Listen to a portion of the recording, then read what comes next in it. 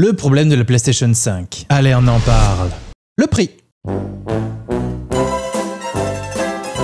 Enfin non, le problème n'est pas le prix, mais plutôt que ce n'est pas justifié. Déjà, une PlayStation 5 classique vaut environ 450 balles. Et la Pro est à 800, soit une augmentation de 77%. En fait, on pourrait simplement s'arrêter là, parce qu'on ne parle pas d'une augmentation de simplement 10 ou 20%. Non, de presque du double du prix de base. Concernant les détails techniques, soyons concis. Je vous mets en détail la fiche technique versus la PS5 classique. Première différence imposée, c'est un SSD plus grand, de 2 Tera. Mais aujourd'hui, quand on voit le prix d'un SSD, c'est peanuts, soyons honnêtes. Le CPU a été boosté de 10%. Autant dire que ça n'apporte rien du point de vue du joueur. La plus grande différence se fait sur le GPU. En gros, on passe du RDNA 2 au RDNA 3, de 36 CUDA à 60, une puissance de 10,23 teraflops à 33,5, une fréquence légèrement augmentée, une meilleure bande passante, etc. Et là, vous me dites, pour des moldus, ça veut rien dire. En gros, on passe d'une ancienne génération de cartes graphiques à la génération qui est actuelle. Pour ceux qui s'y connaissent un peu, c'est de passer d'une 6600 XT, c'est ce qu'on a aujourd'hui dans les PS5, à une 7700 XT, comme le prouvent les différents screenshots que je vous affiche. Mais franchement, alors oui, vous allez me dire, c'est du personnel, la quantité que commande Sony pour ses PlayStation n'est pas du tout la même, mais franchement, une 6600 XT, aujourd'hui, on la trouve autour de 200 balles. La 7700 XT, on la trouve autour de 400-420 balles. Est-ce que ça justifie une augmentation pareille? Et si on continue sur ce principe que beaucoup ont fait, c'est le comparatif avec un PC. La console est normalement la solution à un PC de compétition, offrant une bonne résolution sur des jeux AAA à un prix modique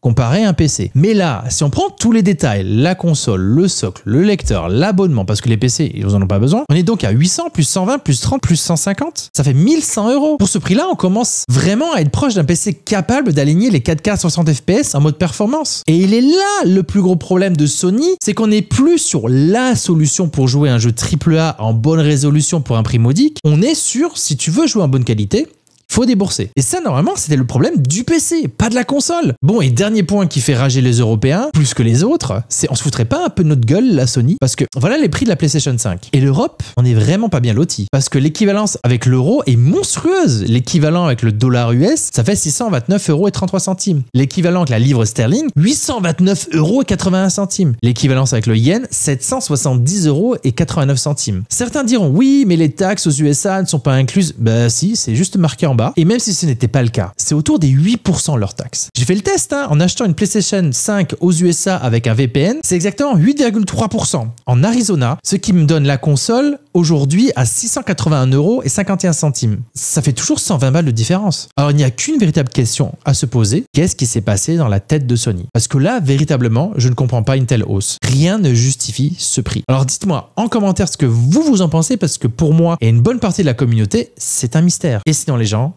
ciao les geeks!